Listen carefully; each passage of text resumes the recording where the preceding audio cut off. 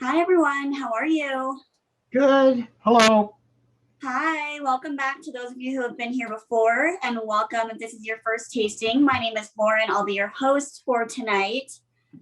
We have some new people joining us, so I can't wait to introduce you. You'll notice that you have the option to turn on your camera and unmute yourself. It just helps with interaction for our chocolatier and our beer expert. If you don't want to turn on your camera or you don't want to unmute yourself, you absolutely do not have to. Just makes it more fun. We can see your expressions and your reactions to different tastings. We will give everyone a few minutes to start. Any latecomers? What are the shortcuts for muting and turning off the camera? You know, shortcuts. For the camera, it's Alt V, and Alt for V? Alt V as in Victor, and then for muting, it's Alt A as in Apple. Oh, okay, thank you. So if you ever want to turn on and off your audio really quick, it's the Alt button and A as in Apple. If you want to turn on and off your video really quick, it's Alt V as in Victor. Okay, thank you. Absolutely. You can also temporarily unmute by just hitting the space bar. Yes, also that. Thank you. Oh.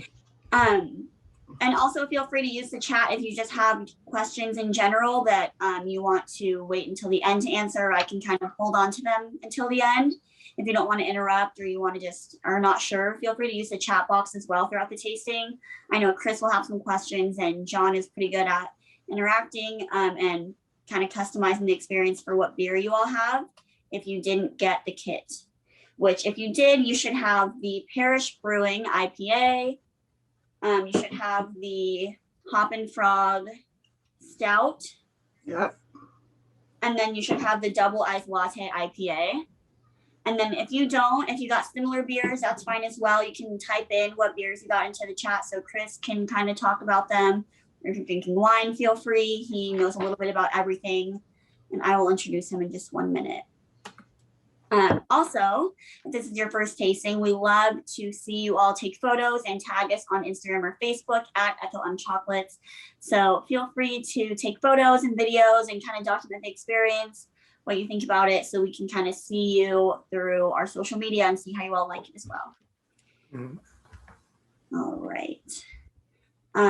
If you don't have any questions, though, I probably will go through and mute people just so it's a quiet experience for everyone. There's no dogs barking or stuff in the background that can distract.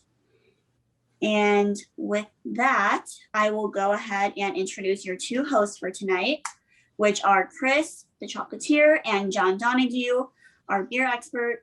So Chris is our lead sales supervisor at our McCarran Airport.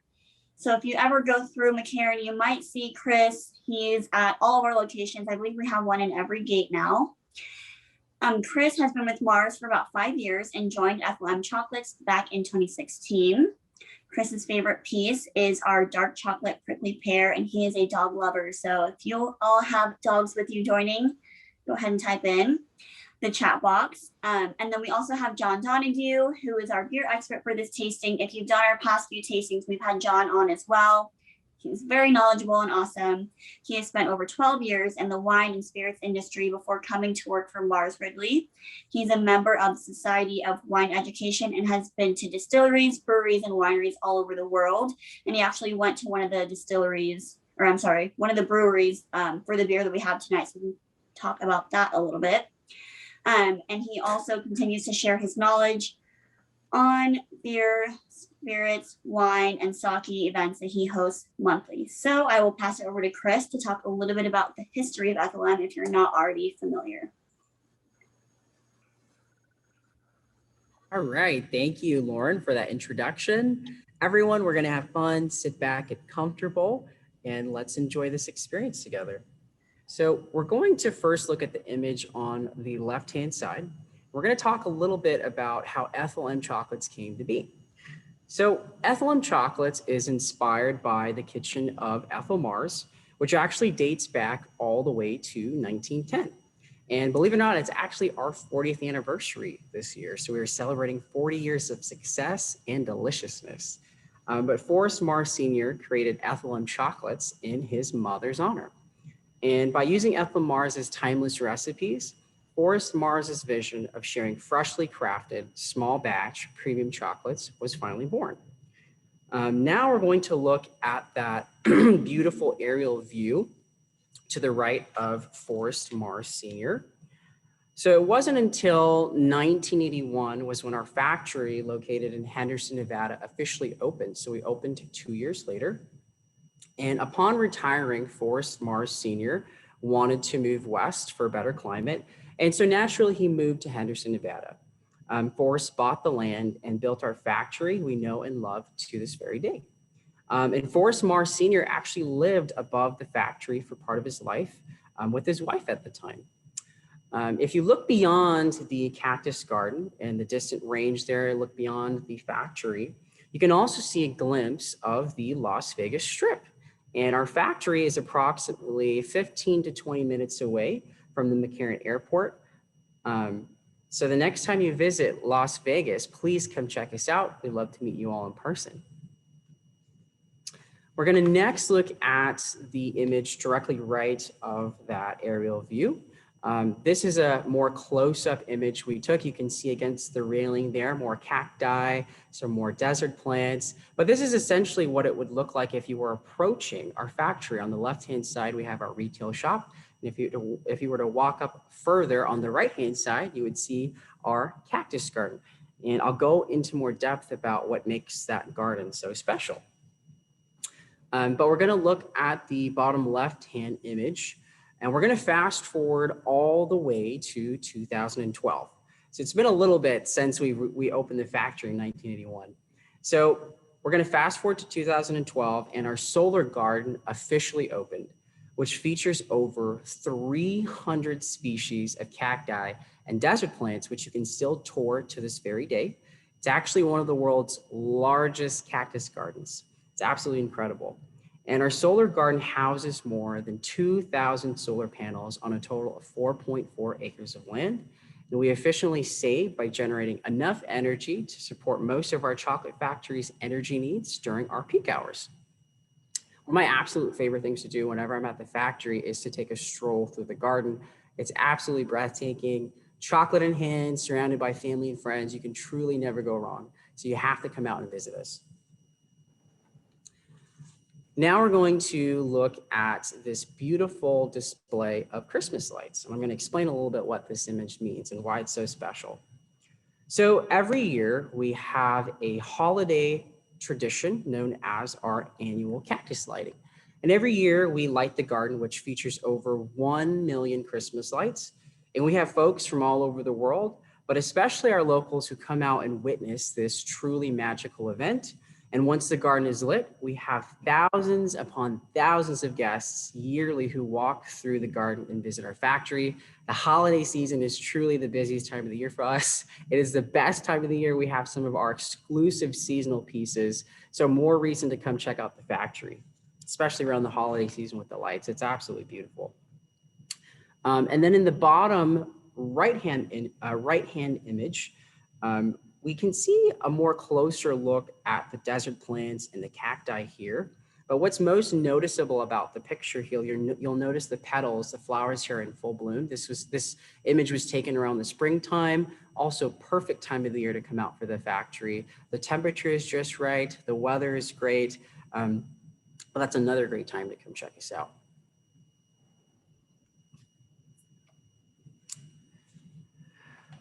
So as we mentioned earlier, this is a chocolate and beer tasting, but we're really going to explore our selection today with our senses.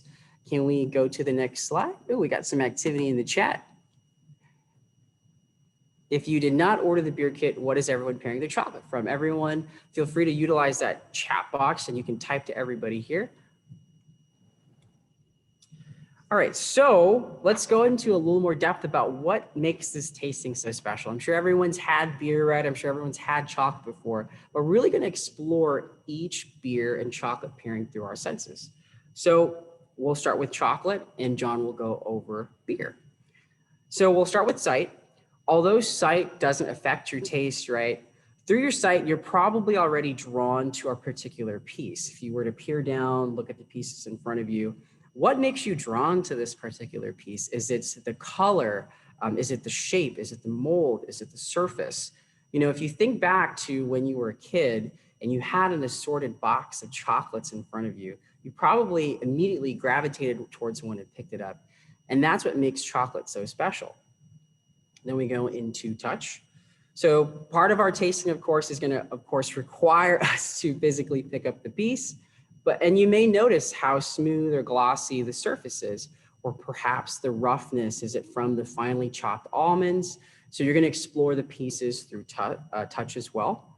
And then through our sense of smell.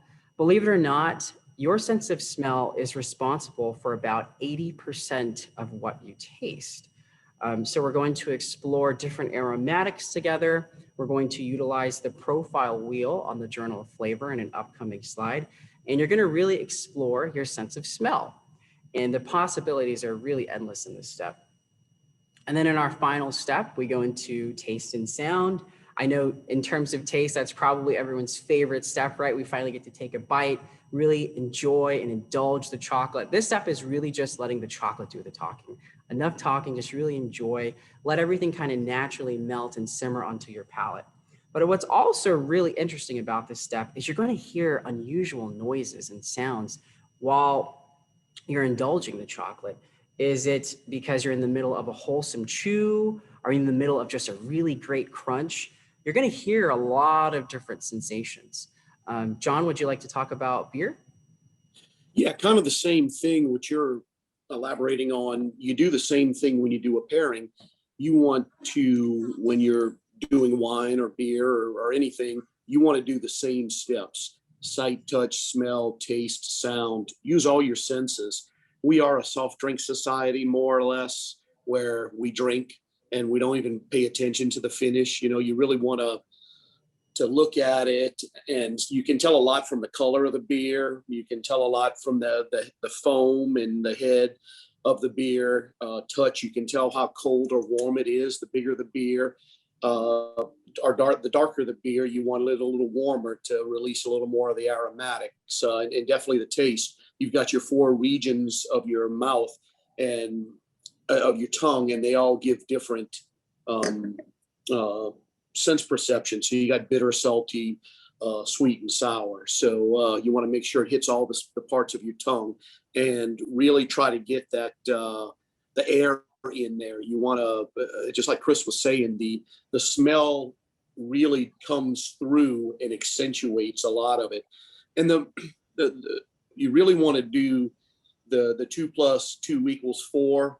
Most people know when you do a food and chocolate or wine and spirit pairing or beer, you want it to elevate it. So you want 2 + 2 to = 6, 7, something like that. So and some will be better than others. We were talking, I know Lauren sent in the chat about not having the beers. I'm hamstrung. We have pretty liberal, I'm in Louisiana, pretty liberal liquor laws. And, you know, one of our beers we're doing today is from about an hour from my house. It is drive-through, and it's called drive-through because we have drive-through daiquiris in the state of Louisiana. But the flip side is Tavor doesn't ship to Louisiana. So the crazy laws kind of hamstrung me. So I do have one of the beers. The other two, I am not drinking what y'all have. I do have the notes and have tasted beers similar to it. So we'll talk about that. So feel free, if you do have something else that you're drinking, chime in. We love to hear. Usually when we do these things, people have everything from cocktails to coffee to wine to beer, spirits. So we want to hear from you. And, you know, there's no right or wrong pairing. You know, taste it, drink what you like, and have a good time. That's what this is about. Back to you, Chris. Thank you, John. I also wanted to say really quick before we move along this slide, and I forget, before we really dive into this experience, we're pairing the beer with the chocolate. We advise that our lovely audience here today, we want you to take small sips. We don't want the beer pairings to really overpower or overwhelm the flavor of the chocolate. We still want the chocolate to still have some flavor there. So take small sips and enjoy and savor the moment. Yeah, these are all ales, so they can get a little higher in alcohol versus your lagers, which you're normally drinking a a regular American lager like a Yingling or a Budweiser or something like that. It's about a 4% beer. Some of these are 10%, so more than double. One of them's 8%. So just realize you're drinking some beers that are doubly potent. So you definitely want to keep that in mind. Thank you, John. Earlier, I did mention the flavor profile wheel. So we're seeing this now, and you should have the Journal of Flavor along with the kit. What I really love about this is if you look at this wheel, these are all of the different possibilities you can expect to experience today. And one thing that I've realized the more tastings that I do, everyone's palate is truly unique and different from the next. I really register with really wholesome spices. I love spicy. I love the earthiness. I don't really register with floral notes. And you want to record all of this, all these experiences in the Journal of Flavor. You want to put the name of the piece, the different sight and feel. You know, what textures are you experiencing? We're going to go into aroma. What different aromatics are you experiencing? Taste and texture when we go into that first bite together. And then lastly, overall finish impressions. Did you enjoy the piece? Would you share this piece? Would you try this piece again? Would you try this piece in, you know, maybe milk chocolate versus dark chocolate? You want to record all of that in the Journal of Flavor.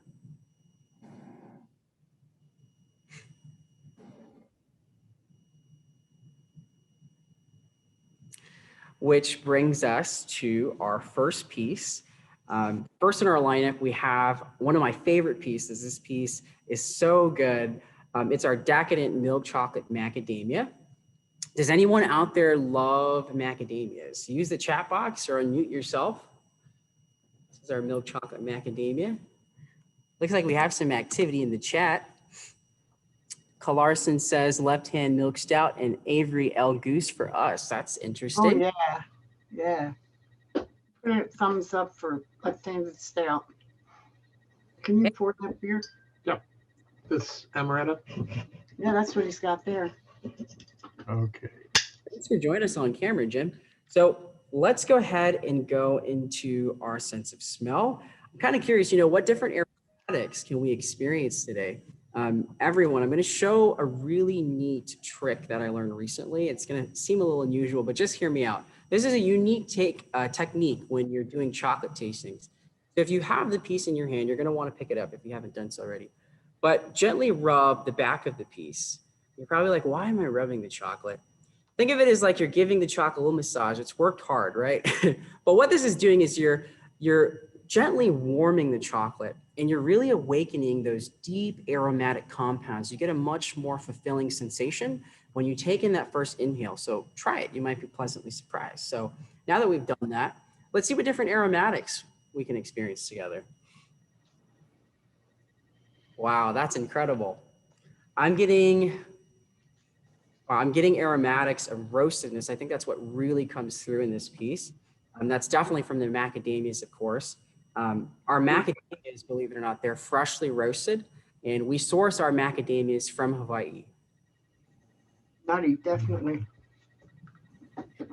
So let's go ahead and go into, I think, everyone's favorite step. Let's take that bite, everyone, and enjoy.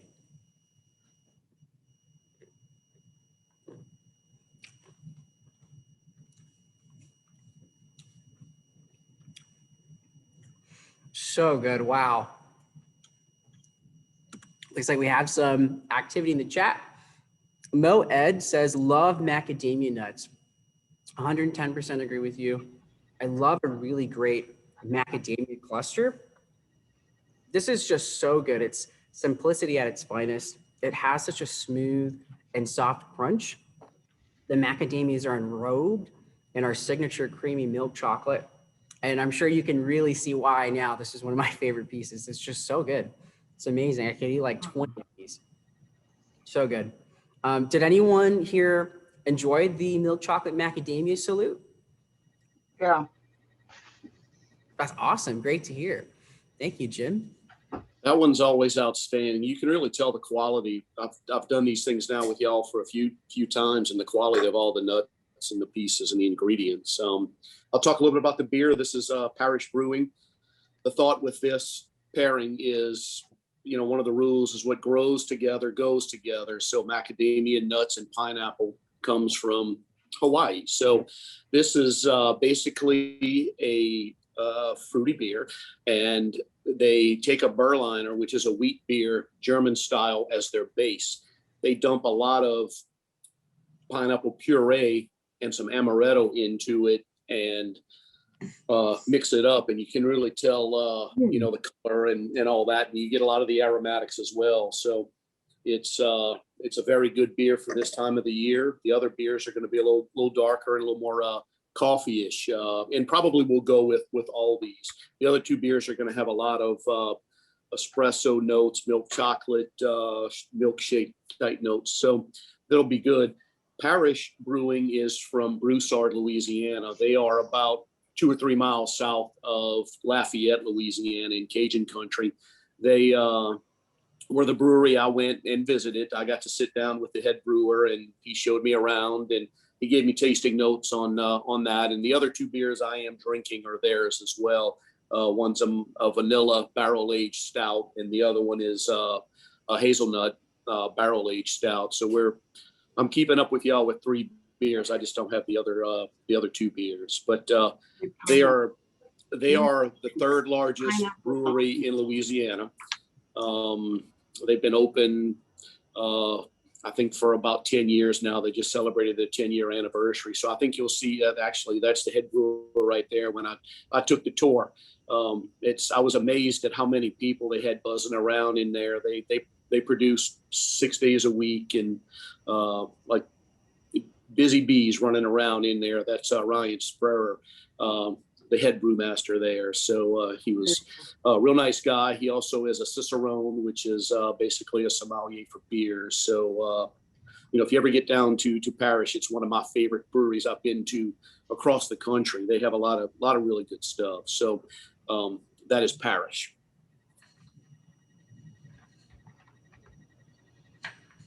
Anything to add, Chris, or you want to move on to the next piece? Go ahead and move on to the next slide. We got some activity in the chat though. Jim says pineapple dominates. That's awesome. I wish I had some of that in front of me to share with all of you. Good. Awesome. We'll go ahead and go to the next slide. So we had our first piece. We really enjoyed that. Let's talk a little bit more about chocolate. Like, where does it come from? So, on this slide, we see a couple highlighted regions on this map. We see that chocolate grows 20 degrees above and below the equator line on the left-hand side, but the production of cacao begins actually in tropical regions around the equator, where the hot and humid climate is well suited for growing cacao trees. We can see here on this map highlighted areas in Brazil and Mexico, but actually 70% of the world's cacao source comes from our 4 West African countries. Those are Ivory Coast, Ghana, Nigeria, and Cameroon. So more than half of the world's cacao source comes from those 4 West African countries. Does anyone know what U.S. state where cacao trees exclusively grow in? Does anybody know? Hawaii type thing. Good job. Yep, you're right.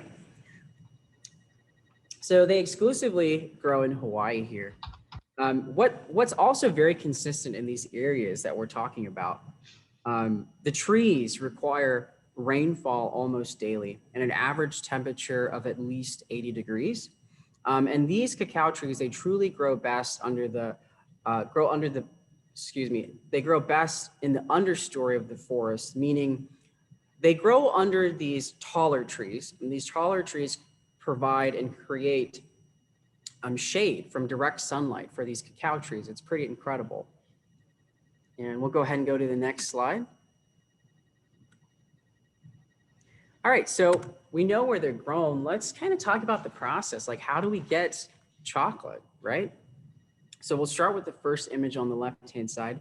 This is known as the growing and harvesting phase. So this is a cacao tree farm that actually Mars monitors regularly for quality. This is when the trees are first growing, and we can actually see that the pods here on this tree also grow not only on the branches, but the trunk of the tree. So if you look at that closely, it's very different from most fruit. And a cacao tree starts growing pods at approximately 3 years. So you'll see these cacao trees, but you won't see the pods start to form until approximately 3 years. We actually don't see a full yield until another 3 to 4 years. So in total, 6 to 7 years approximately is when we see a full yield of cacao on these trees. And a mature cacao pod actually contains, can anyone tell me how many beans they think are in one pod? Does anyone have any idea? How many what? How many beans are in one cacao pod? Does anybody know? Feel free to use the, Jim says 100. Anybody else? Can throw out a number out there. So a mature cacao pod, Lauren says 101. We got a couple. There's definitely someone that's really, okay, we have 3 What are we looking for? there that are on it. They're all really great suggestions, because if we look at this pod, it's about this size in length, right? It's almost the size of like a football. So some of you are not far off at all. But a mature cacao pod contains actually anywhere between 20 to 50 beans approximately. So some of you hit the nail right on the head. Kat, Moed, Ladonna, and thank you all for participating as well. So on average, it actually takes, believe it or not, if you look at that image, it takes 10 pods to make 1 pound of chocolate. It's pretty incredible. You need to take 10 of those pods off of that tree to create 1 pound of chocolate, or 400 dried beans. That's a lot of beans. Now we're going to go into a pod opening phase. So in the next image to the right, we are removing the pods from the tree with a machete. When you do this, you want to cut as close to the pod as possible for a number of reasons, but the most important reason is that you don't want to damage the branches or the tree itself, but you also don't want to accidentally cut an adjacent pod, because then you could damage the pod as well. So you want to cleanly swipe a pod from the tree. And once they're removed, they're cut open to reveal this fleshy pulp on the interior we see there in that second image. And believe it or not, the pulp is not sweet at all. It actually has a very earthy-like taste.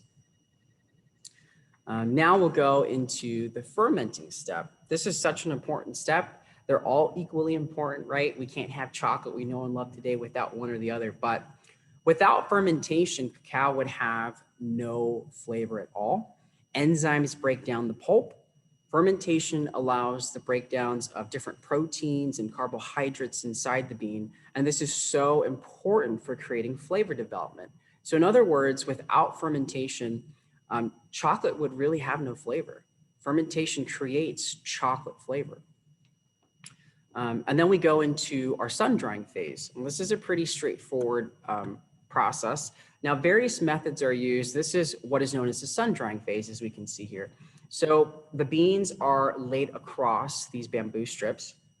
They soak in sunlight, and they're dehydrating for approximately 7 to 9 days on these bamboo strips. And you can actually see them there in that image if you look closely, the bamboo strips on the end. And we'll go ahead to the next slide, which brings us to our second piece. And this is our milk chocolate almond butter crisp. So I'm going to hold that up to the camera for everyone to see. This is our beautiful milk chocolate almond butter crisp. So this piece is actually made by taking small squares of our handmade traditional brittle, and they're actually also made in copper kettles. So it's a very homemade traditional way to go about creating toffee. But it's also drenched in our signature Ethel milk chocolate. And then each piece is hand tossed. So this is made by hand and coated in freshly cut almond pieces, which creates that buttery, nutty flavor you're not going to find anywhere else. So without further introduction, let's go ahead and unwrap this piece. You're going to want to unwrap this beautiful copper foil. I think that's what also makes this so visually striking, is just the presentation. When we unwrap the foil, we see this rough surface. It's revealed. And I'm kind of curious, what kind of different aromatics can we experience? Let's go ahead and kind of get a good inhale together. Wow, that's really good. Nutty. You getting nutty? What are you picking up? Anybody have anything they'd like to share? Moed in the chat says, very strong almond scent. I agree with you. It has an amazing smell. So good. Definitely roastedness. That's definitely really beer. in this piece. But I'm also picking slight hints of sweetness. I think, the honey, I can definitely smell that honey. Let's go ahead and take a bite, everybody, and enjoy.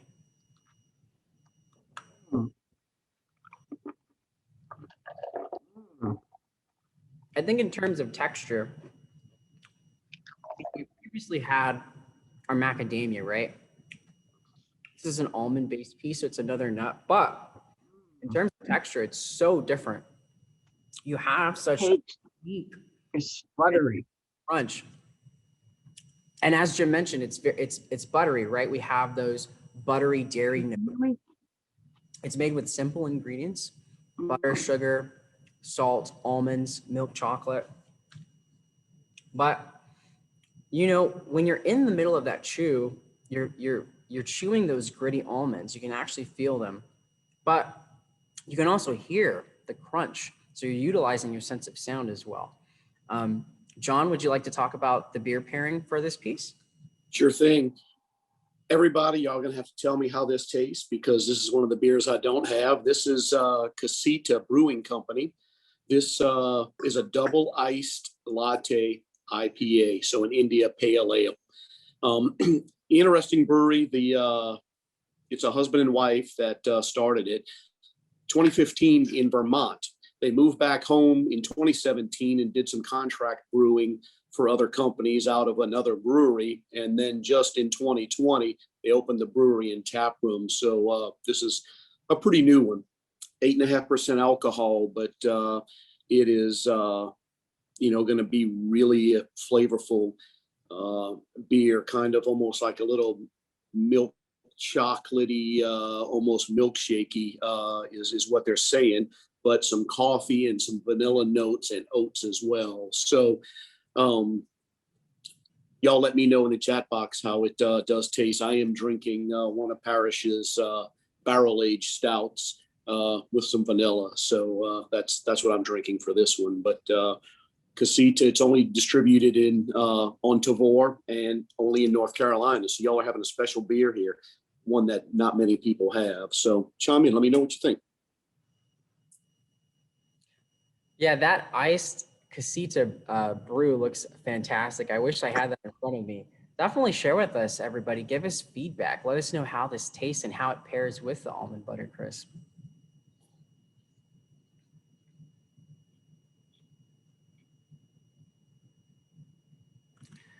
All right. Anybody have anything they'd like to share? Oh, here we go.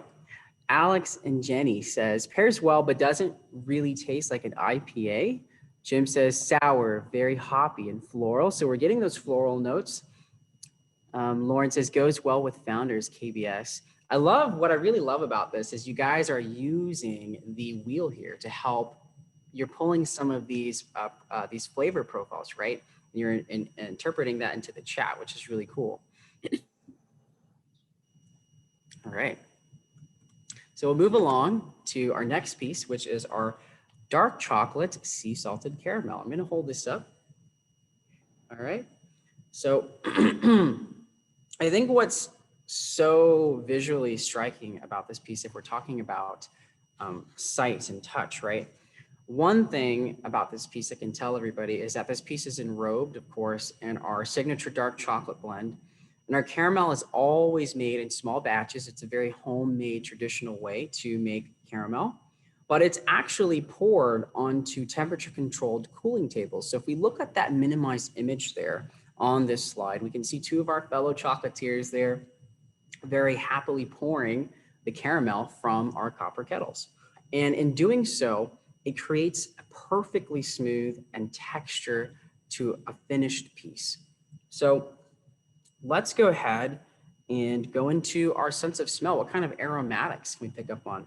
And go ahead, I'm gonna rub a little bit of this piece. I see the activity's blowing up in the chat box. I'm gonna open that in a second. But what kind of different aromatics can we experience?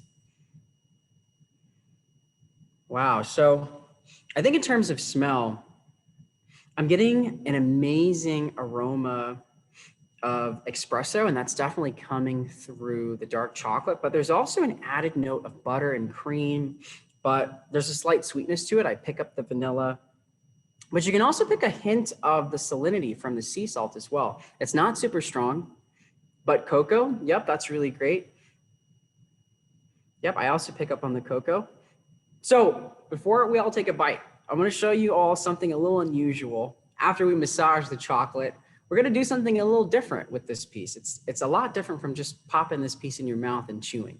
So if you leave this piece flipped over, like so, we can see the sea salt is on this side. Try letting the sea salt sit on your tongue for 2 to 3 seconds, which is not long at all, but let the sea salt dissolve a little bit and then go into a chew. You get a completely different perspective in tasting this piece. And I'm gonna demonstrate it now on camera. So the sea salt hits the tongue first in 2 to 3 seconds.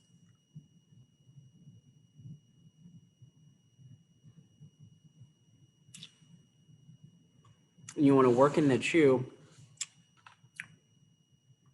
Wow, so in doing that, letting that sea salt dissolve, hitting your palate first, and then working in that caramel creates an amazing harmony of flavors. You have the saltiness from the sea salt complementing the sweetness from the caramel, which is just a smooth consistency. Absolutely amazing. So, yes, that is a great question. We'll do an open Q&A at the end where we can just open the floor. We can all ask questions. We can address those for you. Chocolate low melt point. Yeah, you know, that's a great point. You know, when you put the chocolate into your mouth and you let it kind of warm a little bit, there's not a whole lot of chewing required, right? It just kind of very naturally simmers and melts into your palate.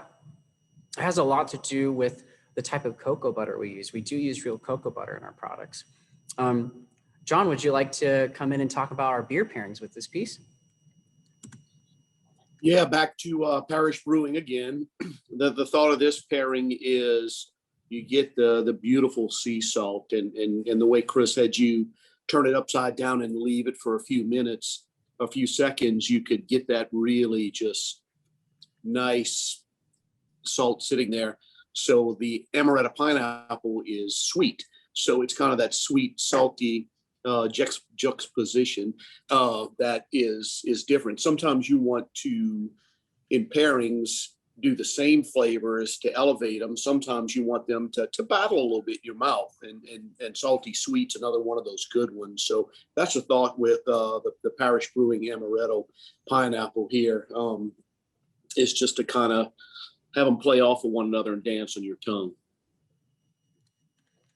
I like how you said that, John, dance in your tongue, because that's exactly what was going on with my tongue. There was just so much going on. It was so good. Definitely let us know, everybody, how this piece particularly pairs with the amaretto pineapple. I wish I had the amaretto pineapple in front of me because I love pineapple, but we'll go ahead and move along.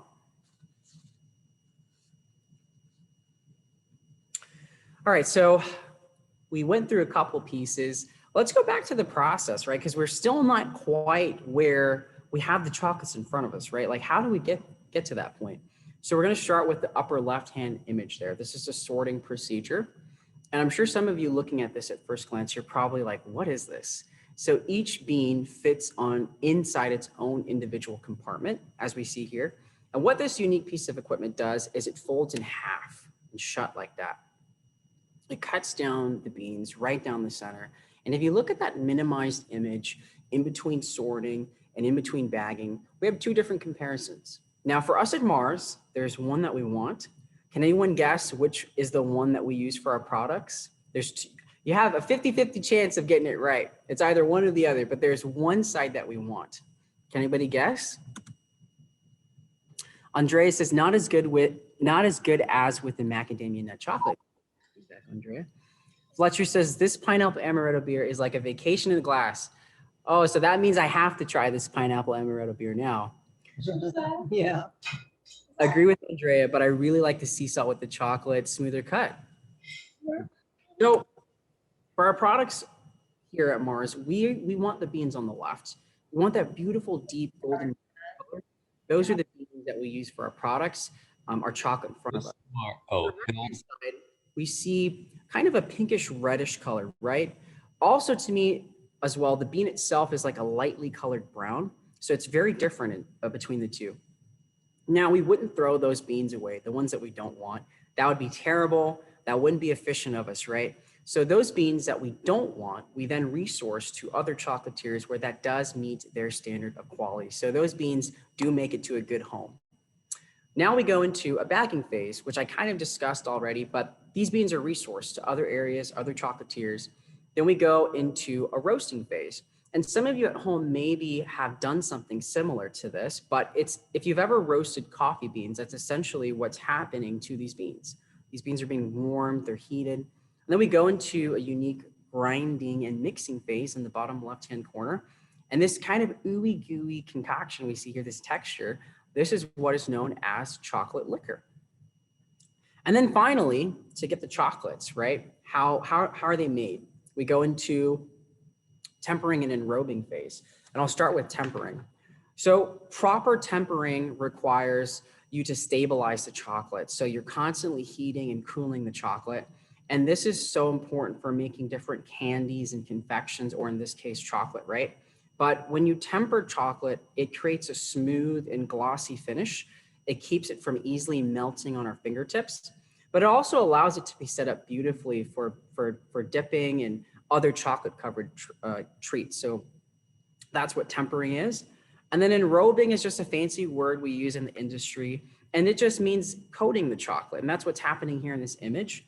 When we enrobe something, we're covering a confection or snack or a chocolate with chocolate coatings. So you look at this image here on this conveyor belt, that is our dark chocolate, vanilla satin creamed, being drizzled over a beautiful dark chocolate waterfall. Absolutely amazing.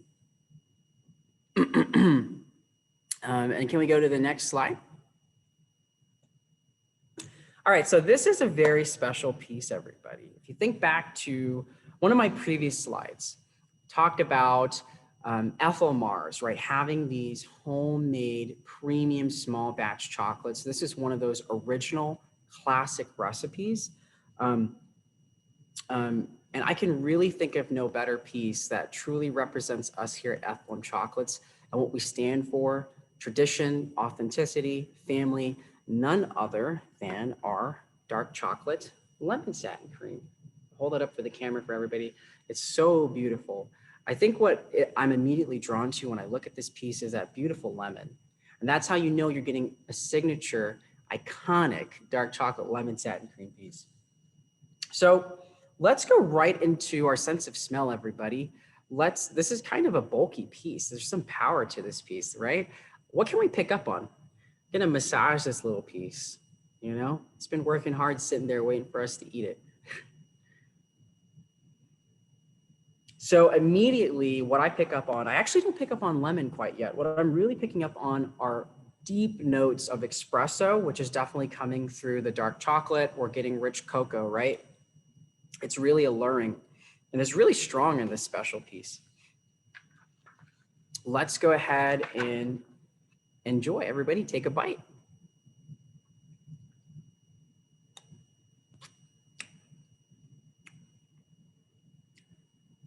I can tell you, I've had so many of our lemon satin cream and it's still the same experience I get. I pucker a little bit and something amazing happens when you take that first bite. And if you haven't consumed it completely yet, you can actually see this amazing lemon puree. Absolutely incredible. So as I just mentioned, this piece actually contains fresh lemon puree. And our satin creams, till this day, they are still cooked in a traditional old way, just the way Ethel Mars would in her kitchen in the early 1900s, which is made in a cream beater. And this ensures the perfect texture is finished within our satin cream pieces. So I'm dying to know, what did we think of our dark chocolate lemon satin cream? Please let me know in the chat. Anybody who's surprised? Maddie's fave gave her 72 pieces for Christmas. That is incredible. You know, I have so many guests who come year after year after year after year who will get a large box, all lemon. And they've been shopping with us for the last 10 years. And these are the same people that come in every year and bring home a classic box of just dark chocolate lemon satin creams. And they come in every year. So Lisa Air in the chat says, excellent, love to hear that. I think what's so special about this piece, I don't know about all of you out there, but when I think in terms of confections, desserts, different chocolate pieces, I can't really think of anything out there in terms of dark chocolate and lemon that quite does it for me like this piece. This is a whole nother elevated experience in terms of lemon. You get this bright note. There's a little bit of zest and citrus from the lemon, and the texture is just absolutely amazing. It's like the chat is blowing up. John, I'm sorry. You know, I've been talking about this lemon. Would you like to go over the beer pairing? No, I'm in all of this piece all the time too, because again, just everything tastes so fresh when you know, and vibrant when you put it in your mouth, and it's always neat to pair things with this because the FLM ingredients just always shine through. So basically, back to the Parish Brewing again. Just the citrus aspects play here. So you got a little bit of you know, citrus from the lemon going on, and a little bit of the pineapple trying to come through, and that citrus is so lemony in the truffle, so it pairs really well with the pineapple as well. So another good pairing with this one. I was kind of, when I was first saw the beer list and this, I was kind of wondering how much would pair with the amaretto pineapple, but it's doing well. So I can't wait to pick up an amaretto pineapple myself and pair it with this piece, because so far the reaction has been great and I can't wait to try it myself. All right, we'll go ahead and move on to the next slide.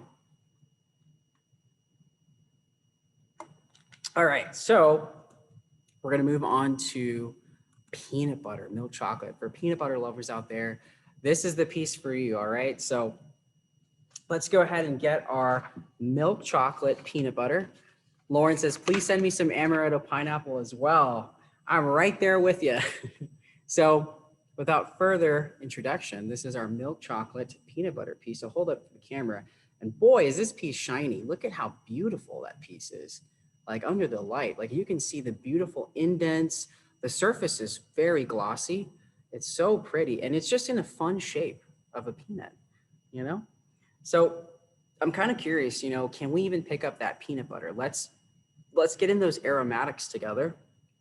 I'm gonna gently rub the back of it, give it a little massage. And Jim says smells like peanuts. So I definitely pick up peanuts, but you know what I really pick up on? I'm picking up this amazingly intense aroma of roastedness. Can you all pick up on that? And that's actually because our peanuts are actually ground on site for this piece, only the day it's made, which is from our freshly ground peanut butter. So let's go ahead and take a bite.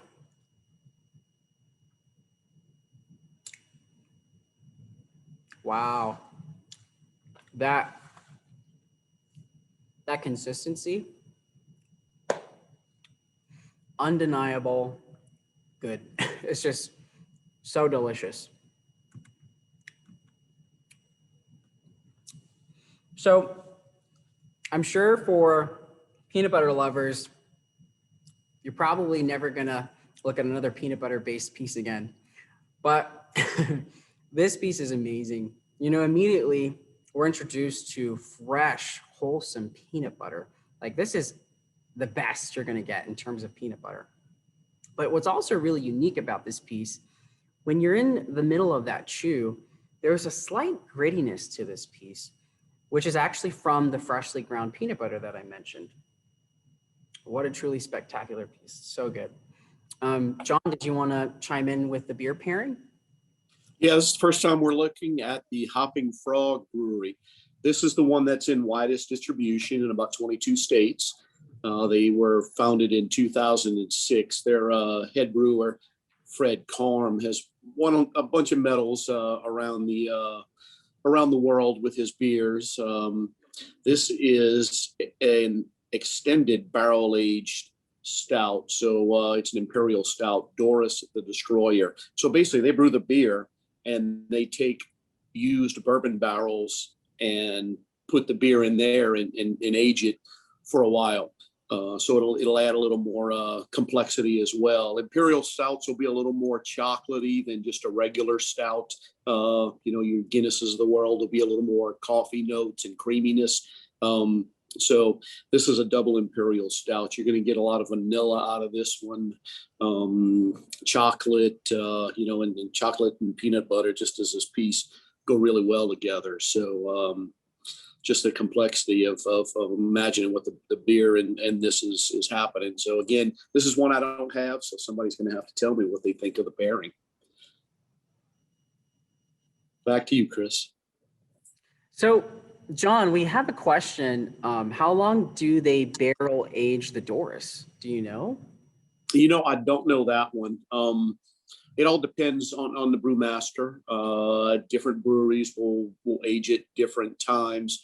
I think the Parish guy was telling me 3 months. They did this vanilla shade, the one that I'm drinking. It is a barrel age. When it says extended, usually it's a little longer.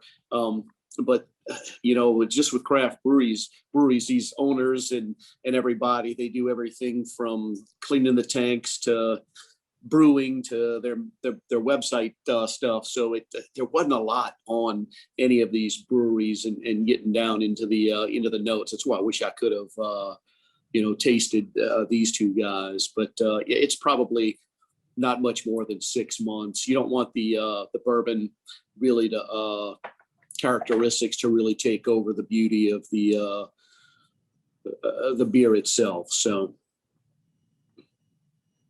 Thank you, John. We'll go ahead and move on to the next slide. All right, so this is our KONA Espresso Truffle. I'm going to hold that up for everybody to kind of look at. Boy, is that a beautiful piece. So our truffles are made in the traditional style from a cream and butter based chocolate ganache. So they have a shorter shelf life than other products you might find that contain coconut oil and palm oil. So these pieces are truly made with the finest and freshest ingredients, our truffles. So back to the truffle. Look how pretty that is. That's absolutely beautiful. I love the white speckles. This piece is made with 100% Hawaiian KONA espresso. The cream and butter are actually infused 100% of that KONA espresso to form the perfect ganache, which is what we're about to experience today. We can also see on this piece the perfect thin layer of dark chocolate, which is also perfectly brushed by hand and air in the colors of copper and white. And so those are the colors that we can see on this piece. So it's an espresso piece, right? Can we even pick up the espresso? Let's see what different aromatics we can pick up on. I'm gonna rub the back of it a little bit. Feel free to share in the chat. Really curious what different aromatics you all are experiencing. Or maybe rub that just a little more, kind of warm it up. We want to really awaken those aromatic compounds. Wow, so I'm definitely getting notes of espresso, but you know, I'm really getting deep roast notes of cocoa. I think that's what really comes through with this piece. And it could just be me, but I pick up a little bit of spice, maybe just a hint of cinnamon with this piece. All right, let's go ahead and take a bite. Enjoy, everybody. Wow. Look at that ganache. Now you get the KONA espresso. absolutely amazing. And you know what's so great about this is there's an added sweet element to this piece. So I'm now getting that hint of vanilla. You know, it's a rich, beautifully made KONA espresso ganache, which is infused, as we mentioned, but wow, that's spectacular. John, did you want to add in anything with the beer pairings for this piece? Kind of the same thing. The hopping frog again is going to pair really well with this. The deep dark notes of the extended barrel age. There'll be a lot of things that'll tie definitely into espresso and Kona coffee and all that, and then dark chocolate. So this pairing should be pretty spot on. So. Yeah, I agree. You know, what's also unique about this piece, some of you may have experienced when you got that first bite, you know, there's a slight crunch, almost like a snap to this piece from the dark chocolate shell. And again, the Kona espresso ganache, it's just so rich and decadent. It's absolutely amazing. It's so good. Jim says smooth palate ganache. Couldn't agree more. Very smooth consistency. And we'll go ahead and move right along.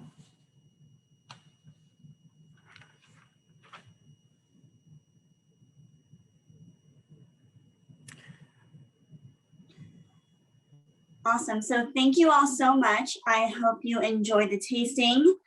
It was great learning about all of the beers with John, learning about the pieces with Chris. We would love to know, I kind of asked in the chat, but we'd love to know what your favorite pairing was, your favorite piece so far. Feel free to unmute. This is also a good time to ask any questions. So Chris, I will ask you really quick, why is our almond butter crisp the only one that is wrapped? That's such a great question. Whoever asked that question, that's a really great question. I get asked that question all the time when I do tastings with that piece. The main reason that piece is wrapped in that beautiful copper foil is when you unwrap that piece and it's revealed, right? We see those finely chopped almonds. The copper foil keeps the presentation of that piece together. It creates the same experience you want to have when you pick up an almond butter crisp. If you were to pick up one tomorrow or a week from now, or maybe you're picking some up for Christmas, we want to ensure that the presentation and quality of that piece is the same each and every time. And the copper foil is just a great color. I think it's also just a very vibrant color, but that's a great question. Yep, and it's made in the copper kettles as well. So that's kind of a nod to how it's made. The brittle on the inside is also similar to the caramel. They're both made in our copper kettles, just like how Ethel used to do. That's right. What is our most popular piece? What is our most popular piece? I would definitely say our dark chocolate lemon satin cream. We always get the biggest reaction, the most positive reaction with that piece. And actually, me, myself, before I had ever started working with Ethel and chocolates, I kind of told myself, why do I need to try this piece? I've had lemon-based confections and chocolates before, but it was just a whole new world that was just introduced to me. And the lemon satin cream till this day is the most popular piece. Mm-hmm. We used to even sell just boxes. I know you said someone got it as a gift, just a big box of the lemon. We used to sell it as a pre-packed gift. I think we still sell it on Amazon right now. It's a 16-piece only lemon satin cream because people love it that much. It is cult favorite, fan favorite, top seller every year. And it's interesting to see all of the amaretto pineapple fans. That one was probably my favorite too. I thought it was really good how the amaretto played up with the sweetness of the chocolate, and kind of the chocolate helped sweeten up the beer even more a little bit. I thought that was really, really good. Any other questions? Comments? Anything you want to see in the future? Also, we love taking suggestions. We do have some tastings planned out in the future. So we have our definite one is November 5th this year, which is our lighting ceremony. That will be the kickoff to our holiday season. So if you're local to Las Vegas or Henderson, definitely come out to see us for that. It should be an more open capacity than last year, but we are planning it carefully and we're seeing and abiding by the state guidelines. So we'll see with that. But yes, that will be our for sure next tasting. We might have something sooner, but the best place to find that out is our email list or our website. So keep an eye out for that. Also, I'd love any feedback on Tavor. If you haven't heard of the company, they basically redistribute small breweries like this one. John mentioned that one of them is like a very small family-owned business that just opened up their own brewery. So they redistribute a lot of small breweries to get them a bit more exposure. So it's been really awesome working with them, but we'd love to know how your experience was with them as well. Kat, I hear you with Tammy Jo. She will be back with us. Awesome. I'm glad everyone had fun. Any last words from John or Chris? Well, we'll say, like you said, Tavor, the neat thing about that is the barriers to market, because there are distributors usually for brewers to get to the shelves and to your on-premise places. That's usually where these small breweries have trouble getting them their beer in people's mouths. Someplace like Tavor, it is good to do that because these beers in a lot of places aren't anywhere. So, it's always neat these people are pouring their passion into making beers. So definitely check out Tavor. But I appreciate everybody coming in and drinking some beer and eating some outstanding chocolate. So thank y'all all. I agree. Thank you guys, everyone, for having me. I had so much fun. This was such a fun tasting. I loved all the interaction in the chat. And you guys were just such a fun group. I had so much fun. Thanks for having me. Awesome. Thank you. And we do want to offer a 15% off. The code is virtual at checkout. So if you want to order any other chocolates, create your own, design your own box, do a pre-packed gift, feel free to use code virtual and get 15% off at checkout. And I'll leave that on the screen for a few more minutes so you can take note of it. And again, feel free to let us know any feedback, suggestions in the chat as well. We do take it seriously and we're happy that all of you continue to join us for these experiences. So thank you. Have a great night. Bye, everybody. Thank you.